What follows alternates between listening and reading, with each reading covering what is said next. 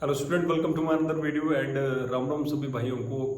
And specially जो video वो मेरा वीडियो तो स्टूडेंट से रिलेटेड ही रहता है। तो आज हमने कुछ स्पेशल किया था एंड शुरुआत करी थी एक नई चीज़ की, वो थोड़ा शेयर करना चाहता हूँ आपसे। होप कर आप अपने रिव्यू बताएंगे एंड कमेंट बॉक्स में अच्छा लगा या फिर ऐसा नहीं करना चाहिए वो सब बताना है। देखो, कोई भी स्कूल हो, कोचिंग इंस्टीट्यूट हो, कहीं भी हो, पढ़ाई के साथ साथ अदर एक्टिविटीज़ करते रहना चाहिए। इससे क्या होता है, बच्चों का थोड़ा एक लगाव होता है, वो बना रहता है पढ़ाई के साथ साथ, क्योंकि अब लगातार उसी चीज़ को बार बार कर रहे होते हैं, तो वहाँ थोड़ा फ्रस्ट्रेशन जनरेट होने लगती है मेरे हिसाब से, जो मैंने सोचा। तो आज हमने एक चीज़ स्टार्ट करी थी, जैसे आप कोई भी कोचिंग संस्थान में आप पढ़ रहे हो, वहाँ पार्टियाँ चलती रहती हैं। एक्चुअल ये सब एक ज़िंदगी का एक हिस्सा है। तो जैसे सपोज और एक वीक में, एक मंथ में पूरे में सपोज करो 7, 8, 10 बर्थडे पड़ रहा है, तो उससे अच्छा है कि आप कोई एक डेट डिसाइड कर लीजिए कि इस मंथ के जितने भी बर्थडे होंगे वो इस दिन सेलिब्रेट होंगे। एक डेट को सभी एक साथ कंट्रीब्यूट कर लीजिए, एक साथ पार्टी हो जाएगी, एक दिन चीज़ें फिनिश। उसके बाद पूरा महीना कोई बर्थडे नहीं होगा। नेक्स्ट मंथ के जो बर्थडे फिर किसी एक दिन को डिसाइड कर ले, वहाँ हो जाएंगे। इससे एक तो कंट्रीब्यूट होने से पैसे की कमी हो जाएगी, मतलब जो बच्चे पे लोड आने वाला वो नहीं आएगा। नंबर 2, टाइम बचेगा आपका डेली का, जैसे डेली का टाइम वेस्ट होता है वो बच जाएगा। चाहे आप बैचेस में करिए या फिर सेपरेट करिए, कुछ भी करिए, लेकिन टाइम तो वेस्ट होता ही है ना। एंड प्लस पैसे भी ज़्यादा लग रहे हैं। एंड नंबर 2, देखो केक मतलब लोगों का इंटरेस्ट हो सकता है, आपको अच्छा लगता है, मैं किसी से मना नहीं कर रहा। लोगों के हर चीज़ का इंटरेस्ट होता है, लोग यूज़ करते हैं एंड वो चीज़ चलती रहेगी, कभी ख़त्म नहीं होगी। लेकिन आप इतना कर सकते हो कि देखो, जैसे बहुत से लोग कपड़े गिफ्ट करते हैं, बहुत से लोग टॉयज़ गिफ्ट करते हैं बच्चों को, जो भी XYZ जिस तरीके का एज होता है उस ग्रुप से हम गिफ्ट करते हैं। तो स्पेशली जैसे हम पढ़ने वाले बच्चे जो भी हैं, यानी कि स्पेशली 6th क्लास से लेके, यानी कि 5th क्लास से लेके 12th तक के, किसी भी बर्थडे किसी भी दोस्त का तुम्हारे का बर्थडे पड़ता है, स्पेशली गिफ्ट देने की कोशिश करिए बुक्स। वो उससे रिलेटेड हो सकती है, जैसे कि सपोज कि कोई आपका फ्रेंड है, वो मैथ में अच्छा है, तो मैथ से रिलेटेड आप बुक दे सकते हो। कोई SST में अच्छा है तो SST रिलेटेड बुक दे सकते हो। साइंस, इंग्लिश, सभी सब्जेक्ट बराबर होते हैं, इक्वल पोटेंशियल रखते हैं, इसलिए वो उसके इंटरेस्ट के हिसाब से आप दे सकते हो। एंड इस बार भी हमने ऐसा ही किया था कि जो केक था वो केक नहीं मंगाया हमने। केक की जगह पे हमारा आज जो हमने सेलिब्रेट किया था, 3 स्टूडेंट का बर्थडे था, हमने उन्हें बुक्स ही प्रोवाइड कराई। एंड मेरे हिसाब से ये एक अच्छा मूव था। बाकी को भी ये सही करना चाहिए कि एक्सपेंसेस करिए, पार्टी सब करते हैं, मैं करता हूँ, आप सब करते हो, बहुत से लोग करते हैं, छिपाते हैं, लेकिन सब करते हैं। ज़िंदगी सब जी रहे हैं, जीना भी चाहिए, लेकिन एक पॉजिटिव वे के साथ ऐसा शुरुआत कर सकते हैं। केक का जितना पैसा आप खर्च करो, उसकी जगह बुक्स आप दो, या फिर कपड़े या फिर जो पैसे देते हो वो मत दीजिए। आप कहीं भी आप रिलेटिव्स में भी जा रहे हो तो बुक्स लेके जाइए, इससे इतना बेस्ट इंप्रेशन पड़ेगा। एंड एक और चीज़ बता रहा हूँ, ऑनलाइन अच्छी बात है, मैं भी ऑनलाइन वीडियो बनाता हूँ, लेकिन जो एक इम्प्रेशन क्रिएट होता है बुक के द्वारा, जो बुक्स में आप पढ़ते हो, क्योंकि ज़रूरी नहीं है वो स्टडी से रिलेटेड हो, वो बायोग्राफी हो सकती है, किसी प्लेस से रिलेटेड बुक्स हो सकती है, इनोवेशन से रिलेटेड बुक्स हो सकती है, क्योंकि यूट्यूब पे या ऑनलाइन पोर्टल पे बहुत ही मिस अंडरस्टैंडिंग वाली फेक न्यूज़ भी चलती रहती हैं। तो इसके लिए एक वैलिड सोर्स आपके पास होना चाहिए, एंड वो वैलिड राइटर का लिखा होना चाहिए, ठीक है। आप ऐसे ही नहीं उल्टे पुल्टा राइटर का कुछ भी आप प्रोवाइड करते हो। तो बुक्स पढ़िए, बुक को अपनी लाइफ में स्टार्ट करिए। एंड देखो, ऑफलाइन भी रहिए, ऑफलाइन नेचर में बैठ के बुक्स पढ़िए, कितना अच्छा लगता है। शेयर करिए अपने फ्रेंडों के साथ, ये पॉजिटिव चीज़ें हैं। आप थोड़ा सोशल मीडिया से दूर रहिए, बुक्स पढ़िए। देखो, एक कल्पना करिए, सुबह संडे के दिन आपकी छुट्टी है, पेड़ के नीचे आप नेचर में बैठे हुए, कुर्सी डाल के सुबह सुबह आप जूस पी सकते हो, दूध पी सकते हो, चाय पी सकते हो, ऐसा आपके इंटरेस्ट के ऊपर डिपेंड करता है। और आप बुक पढ़ रहे हो, मेरे हिसाब से इतना अच्छा परिकल्पना हो ही नहीं सकती। फ़ोन से थोड़ा दूर होइए, अपना दूरी बनाइए। एंड देखो, जो भी स्ट्रेस लेवल इस समय बढ़ रहा है वो फ़ोन ही उसकी देर है। आप ऐसे दोस्तों को अपनी कम्युनिटी में शामिल करिए जो आपके लायक हैं। जैसे अच्छे फ्रेंडों से दूर मत भागिए। ऐसा मत बोलिए कि फ्रेंड्स बेकार होते हैं, फ्रेंडों से आप दूर रहना चाह रहे हैं। फ्रेंडों से आप दूर नहीं रह सकते हो। तो इसका एक ही विकल्प है, आप अच्छे फ्रेंड्स को अपनी कम्युनिटी में शामिल करिए। अपने ग्रुप में अच्छे पढ़ने वाले लोगों को शामिल करिए, जिससे कि आप अच्छी तरीके की चीज़ें शेयर कर सको। इससे एक तो जो अकेलापन होता है, लोगों को अकेलापन काफ़ी स्ट्रेसफुल देता है, स्ट्रेस से भर देता है। एंड शेयरिंग भी होना ज़रूरी है। आप वो शेयरिंग अपने पेरेंट्स से कर सकते हो, अपने भाई से कर सकते हो, रिलेटिव से कर सकते हो। देखो, पर्सनल शेयरिंग कभी फ्रेंड के साथ मत करिए। फिर मैं बोल रहा हूँ, पर्सनल शेयरिंग अपने पेरेंट्स के साथ ही करिए। ये सेफ है, हेल्पफुल है एंड प्राइवेट है। बस यही था कि आज हमने सेलिब्रेट किया बर्थडे। इसमें हमारा एक स्पेशल यही चीज़ थी। एंड स्पेशली ये था कि बुक्स में हम कन्वर्ट करें केक्स को, और बुक्स दे बच्चों को। हम गिफ्ट्स के तौर पे भी बुक्स दे सकते हैं, ना कि अदर थिंग के साथ साथ। एंड मंथ में एक दिन सेलिब्रेट होना चाहिए, क्योंकि ज़रूरी है, ठीक है। और पढ़ाई के साथ साथ जब भी हम डिफरेंट चीज़ें लेके आते हैं तो बच्चों को और क्लोज लेके आती है वो पढ़ाई के। तो ऐसा पेरेंट्स ना सोचे, जिससे वो ऐसा सोचते होंगे कि मैं वीडियो अपलोड करता हूँ तो कि मेरे ट्यूशन्स में पढ़ाई नहीं हो रही है, क्या ये एक्टिविटी चल रही है। तो मैं इसलिए ये मिसअंडरस्टैंडिंग क्रिएट ना हो, सिर्फ खुद से ही वीडियो बना देता हूँ।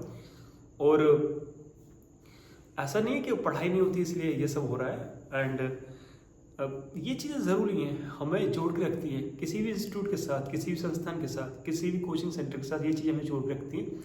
और एक स्टूडेंट के और टीचर्स के बीच में एक अंडरस्टैंडिंग होना नेसेसरी है। टीचर एंड स्टूडेंट के बीच में नेसेसरी हो। जब भी ये अंडरस्टैंडिंग होगी तभी भी स्टूडेंट ही वो डाउट्स पूछ सकता है, नहीं तो वो फियर में रहेगा तो वो अलग रहेगा। एंड दूरी टीचर की स्टूडेंट से, स्टूडेंट की टीचर से हमेशा हार्मफुल होती है। तो हमने पहले ही आपके साथ डिस्कस किया था। अभी हम जो संडे गया है, इस दिन टेस्ट हुआ था। एंड टेस्ट हमारे 100 मार्क्स से थे, जो कि मंथली थे। कॉपियाँ चेक हो गई हैं। संडे को पीटीएम है। हम उस पीटीएम में मार्क्स पे डिस्कस नहीं करने के लिए पीटीएम रख रहे हैं। सिंपली मैं बता देता हूँ। देखो, जो भी टेस्ट होता है वो एक अंडरस्टैंडिंग पॉइंट है, एक टीचर का अपने स्टूडेंट को समझने का, कि मेरा जो स्टूडेंट है एक्चुअली वो वीक है, तो वीक है कहाँ। मैंने पूरा महीना उसे पढ़ाया या पूरा वीकेंड उसे पढ़ाया, एंड उस पढ़ाई में उसका कौन सा कोर वीक रह गया है, कौन सा स्टेप वीक रह गया है, एंड फिर उसे इम्प्रूव किया जा सके। इसलिए टेस्ट होते हैं। आप टेस्ट, फिर मैं बोल रहा हूँ, टेस्ट को ईजी मत बनाइए। मतलब जैसे एक बुक है, आपने एक चैप्टर फिनिश कराया है, तो वो पूरा का पूरा बुक आपके पास है, आपने सभी क्वेश्चंस कराए, तो उसमें सभी तरीके के क्वेश्चंस आप पैटर्न में दीजिए। हार्ड क्वेश्चन दीजिए, मिड टाइप के क्वेश्चन दीजिए, इजी क्वेश्चन दीजिए। एंड फिर बच्चे का माइंड का लेवल चेक करिए कि वो हार्ड क्वेश्चन को किस तरीके से पिक कर रहा है, इजी क्वेश्चन को किस तरीके से पिक कर रहा है, एंड मिडिल क्वेश्चन को किस तरह पिक कर रहा है। आप यदि कोचिंग सेंटर के टीचर से या पर्सनल ट्यूशन पढ़ा रहे हैं, ये आपका एक दायित्व बनता है कि वो फाइनल यानी कि अपना स्कूल के टेस्ट में, S1 में, S2 में, PT1 में, हाफ ईयरली में, एनुअल में जाने से पहले वो उस लेवल पे प्रिपेयर हो जाए कि वो कुछ भी उन्हें मिले वो उसे इजीली सॉल्व कर सकें। देखो, मैं फिर बोल रहा हूँ, स्पेशली लोग पर्सनल टीचर क्यों हायर करते हैं, ट्यूशन्स क्यों हायर करते हैं। हो सकता है कि उन्हें अटेंशन ना मिलती है, उनको बच्चों को क्लासेस में काफ़ी वॉल्यूम होता है, तो वो एक इसीलिए बच्चा तुम्हारे पास आ रहा है कि वो किसी चीज़ को अच्छे से समझ सके। और ट्यूशन्स में भी सिर्फ परसेंट के पीछे ही भागेंगे तो बच्चों के कोर कभी भी क्लियर नहीं होंगे। वो मैं फिर बोलता हूँ, स्टार्टिंग से ही पेरेंट्स के बीच में कम्युनिकेशन करिए। मंथली टेस्ट का रिकॉर्ड्स आप पेरेंट्स को दिखाइए, उन्हें बताइए कि कितना हम इम्प्रूवमेंट कर रहे हैं, कितना बच्चे ने इम्प्रूवमेंट किया है, कोई परेशानी तो नहीं है। साथ के साथ टाइम टू टाइम पेरेंट्स के साथ कम्युनिकेट करिए। एक इतना अंडरस्टैंडिंग क्रिएट कर लीजिए स्टूडेंट्स, पेरेंट्स एंड टीचर के बीच में। ये ट्रायंगल होना जरूरी है।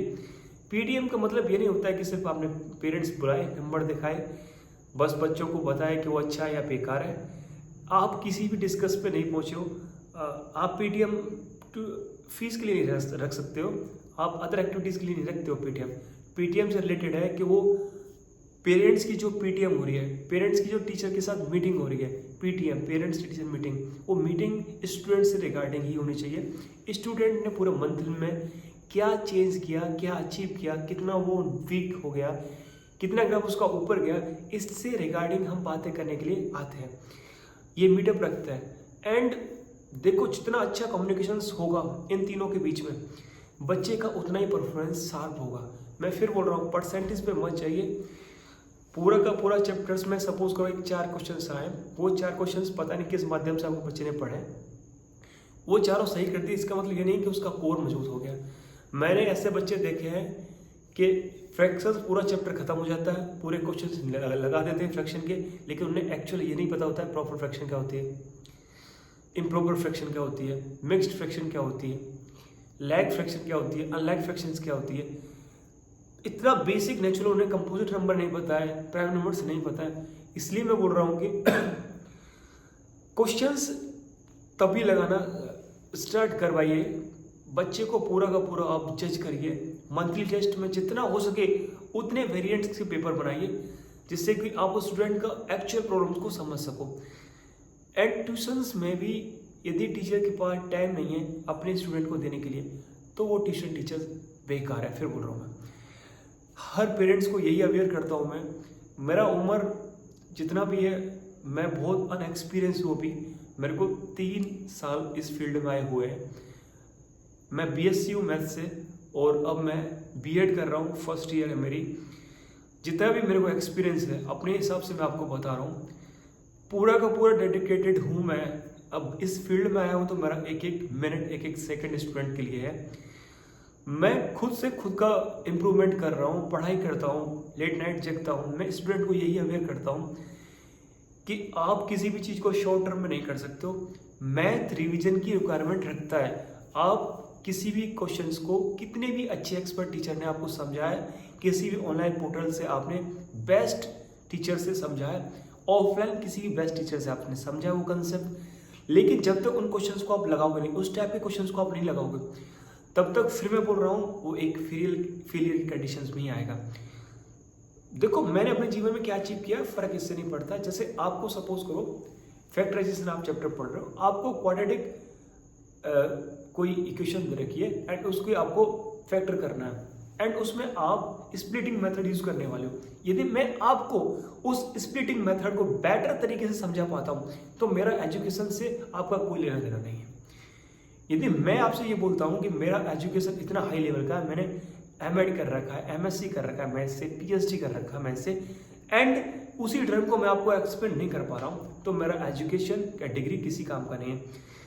फिर मैं बोल रहा हूँ कि टीचर एंड स्टूडेंट के बीच में अंडरस्टैंडिंग, क्लियरेंस उस पॉइंट से लेकर होनी चाहिए जिसे आप समझना चाह रहे हो स्टूडेंट हो। तो डिग्री वैल्यू नहीं करती है, नॉलेज वैल्यू करती है, एक्सपीरियंस बिल्कुल वैल्यू करता है, क्योंकि जो भी एक्सपीरियंस टीचर्स है उनके पास प्लस पॉइंट रहता है। लेकिन डिपेंड ये भी नहीं है कि हर एक्सपीरियंस टीचर बेस्ट है, क्योंकि कुछ टीचर्स सिर्फ टाइम पास कर रहे हैं।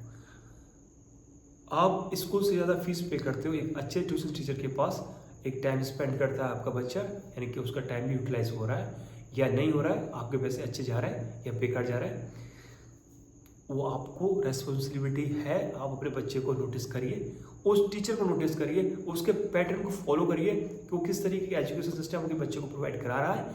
आप स्कूल में फीस दे रहे हो, ट्यूशन में फीस दे रहे हो, फिर यदि आपका बच्चे का ग्राफ इंप्रूव नहीं हो रहा है, फिर मैं बोल रहा हूँ यदि बच्चे का ग्राफ इंप्रूव नहीं हो रहा है, प्लीज़ अपने बच्चे को जज करिए, नहीं तो आप इतनी बड़ी ब्लैकमेलिंग में फंस रहे हो, इससे कोई भी रिजल्ट नहीं आने वाला अपनी लाइफ में। एंड द टाइम आपके पास सिर्फ पछतावा रहेगा। मेरा कोई दुश्मन नहीं है, मैं अवेयरनेस जागृत कर रहा हूँ। आप जिसके लिए फीस पे कर रहे हो, आपकी रिस्पॉन्सिबिलिटी है, उससे रिलेटेड चीज़ों को आप समझिए, अपने बच्चे को बेस्ट एजुकेशन दिलाइए, बेस्ट ट्यूशन टीचर को हायर करिए। आप टीचर से जाके कम्युनिकेट करिए, टीचर से पूछिए कि उसके पास ऐसा क्या है कि वो आपके बच्चे को दे सकता है। मतलब तुम एक टीचर को हायर कर रहे हो अपने बच्चे के लिए, क्या उस टीचर के पास वो पोटेंशियल है, उस लेवल की स्टडी है। एंड फिर बोल रहा हूँ पेरेंट्स ऐसे मत भगिए कि एक ही टीचर ऐसा हो जो सभी सब्जेक्ट क्लियर कर दे। ऐसा दुनिया में कोई टीचर नहीं है जो हर फील्ड में हर महारत हासिल करे। कुछ टीचर्स होंगे, बिल्कुल होंगे, लेकिन सब्जेक्ट टीचर स्ट्रेंथ वाला, कोर वाला ज़्यादातर एक ही होता है।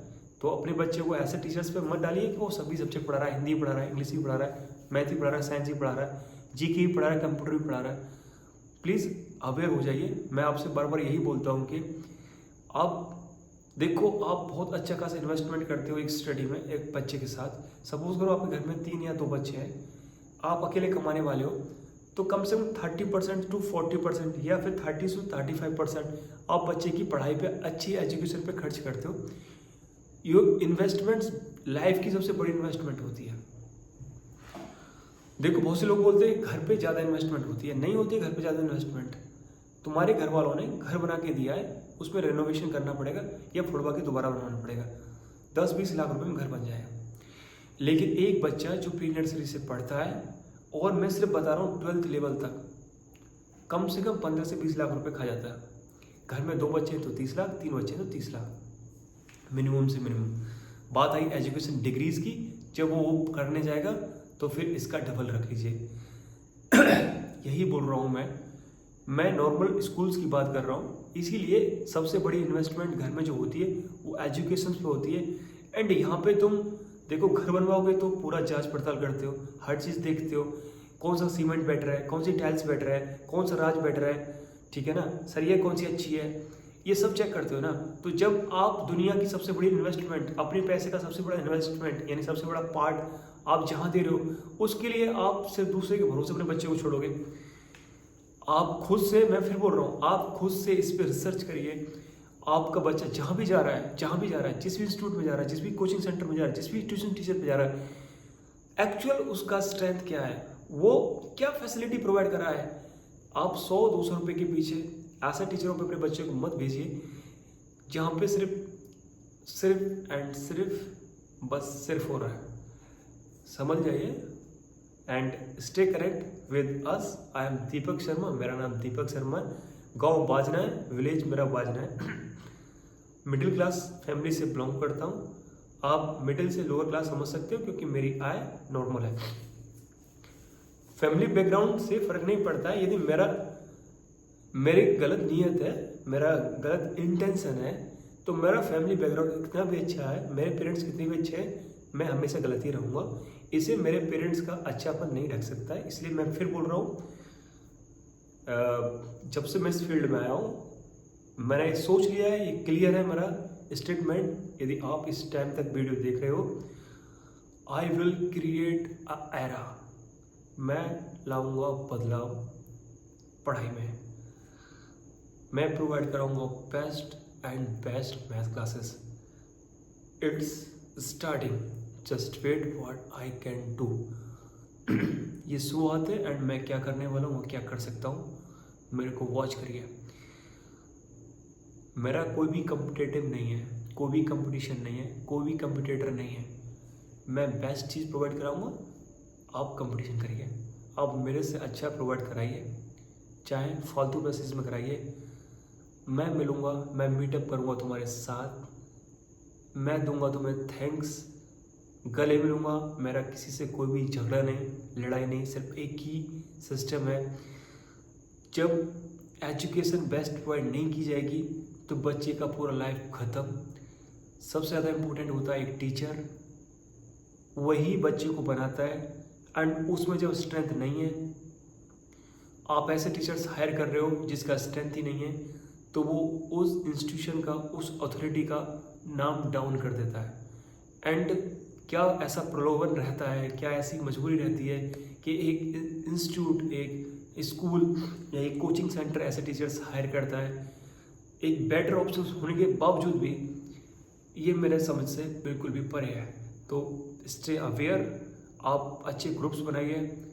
पेरेंट्स के भी ग्रुप्स होने चाहिए स्टडी के, वो पेरेंट्स से कम्युनिकेट करिए, करते रहना चाहिए आप एक दूसरे को कि किस तरीके से क्लासेस वहाँ चल रही है, क्या बिहेवियर रहता है, टीचर्स कितना ध्यान दे रहा है, क्या फोकस्ड है कि नहीं है। कुछ बच्चे स्टार्टिंग से ही ब्रिलियंट होते हैं तो वो ब्रिलियंट ही रहेंगे, उनका IQ लेवल हल्का सा शार्प रहता है। आपको देखना है कि एक लोअर बच्चा कितना इंप्रूव कर रहा है, उस पर कितना ध्यान रखा जा रहा है। Stay connect with me, join my classes if you want. पहले मेरे से मिलिए, मेरे से कांटेक्ट करिए, मेरे को अंडरस्टैंड करिए, समझिए क्या आप वो आपके बच्चे को मैं प्रोवाइड कर सकता हूँ जो एक्चुअली उसे ज़रूरत है। क्या मैं वो एजुकेशन सिस्टम प्रोवाइड करा सकता हूँ, वो एजुकेशन कल्चर प्रोवाइड करा सकता हूँ, वो फैसिलिटी प्रोवाइड करा सकता हूँ जो उसे ज़रूरत है, तभी मेरे को हैंड ओवर करिए अपने बच्चे को। एंड मैं श्योरिटी से ये दावा करता हूँ कि मैं करूँगा इम्प्रूव। मैं नहीं बोलता हूँ कि मैं 100% ला के दूंगा, मैं नहीं बोलता हूँ कि मैं 90% ला के दूंगा। आप जैसे 30% वाले स्टूडेंट को मेरे को दे के जाते हो एंड फिर मेरे से बोलते हो कि 2 महीने बाद वो 90% का स्टूडेंट बन जाए, इट इज़ नॉट पॉसिबल। पहले ही बोल रहा हूँ क्लियर, 30% का स्टूडेंट है, मैं पूरा का पूरा कोशिश करूँगा कि वो 2%, 3%, 5% के हिसाब से अपने आप को इम्प्रूव करे and day by day improve करे। ऐसा कोई श्योरिटी नहीं दूंगा कि मैं फर्स्ट दिलवाऊंगा बच्चे को, टॉपर्स बनाऊंगा, इट इज़ नॉट पॉसिबल। जो भी ऐसा कर रहा है आप वहाँ जा सकते हो। मिलते हैं नेक्स्ट वीडियो में।